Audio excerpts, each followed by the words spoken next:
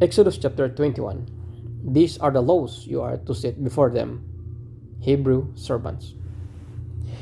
If you buy a Hebrew servant, he is to serve you for 6 years, but in the seventh year he shall go free, without paying anything.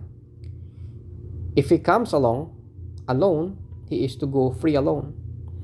But if he has a wife, when he comes, she is go with him. If his master gives him a wife, and she bears him a son and daughters, the woman and her children shall belong to her master, and only the man shall go free. But if the servant declares, I love my master and my wife and children, and do not want to go free, then his master must take him before the judges. He shall take him to the door, or the doorpost, and pierce his ears with an awl. Then he will be his servant for life. If a man sells his daughter as a servant, she is not to go free as male servants do. If she does not please the master who has selected her for himself, he must let her be redeemed. He has no right to sell her to foreigners, because he has broken faith with her. If he selects her for his son, he must grant her the rights of the daughter. If he marries another woman, he must not deprive the first one of her food, clothing, and marital rights. If he does not provide her with these three things, she is to go free without any payment of money. Personal injuries.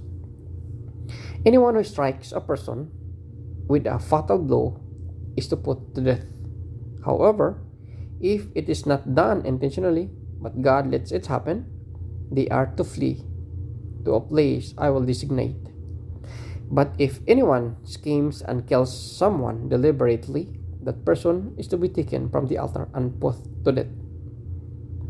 Anyone who attacks their father or mother is to put to death. Anyone who kidnaps someone is to be put to death. Whenever the victim has been sold or instilled in the kidnapper's possession, anyone who curses their father or mother is to be put to death.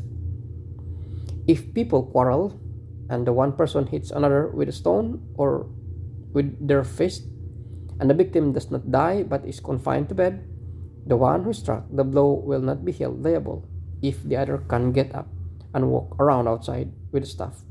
However, the guilty party must pay the injured person for any loss of time and see that the victim is completely healed. Anyone who beats their male or female slave with a rod must be punished. If the slave dies as a direct result, but they are not to be punished if the slave recovers after a day or two, since the slave is their property. If people are fighting and hit a pregnant woman and she gives birth prematurely, but there is no serious injury, the offender must be fined whatever the woman's husband demands and the court allows.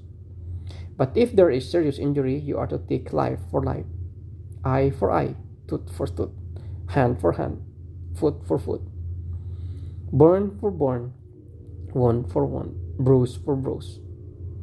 An owner who hits a male or female slave in the eye and destroys it must let the slave go free to compensate for the eye. And an owner who knocks out the tooth of the male or female slave must let the slave go free to compensate for the tooth. If a bull gores a man or woman to death, the bull is to be stoned to death, and its meat must not be eaten, but the owner of the bull will not be held responsible.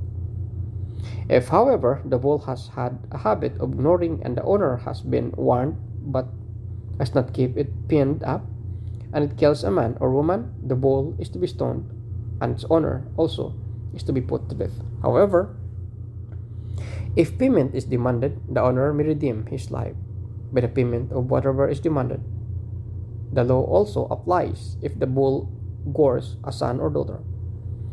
If the bull gores a male or female slave, the owner must pay 30 shekels of silver to be master of the slave, and the bull is to be stoned to death. If anyone uncovers a pit or digs one and fails to cover it, and an ox or donkey falls into it, The one who opened the pit must pay the owner for the loss and take the dead animal in exchange. If anyone balls injures someone ice ball and it dies, the two parties are to sell the live and divide both the money and the dead animal equally. However, if it was known that the ball had a habit of goring, yet the owner did not keep it pinned up, the owner must pay animal for animal and take the dead animal in exchange.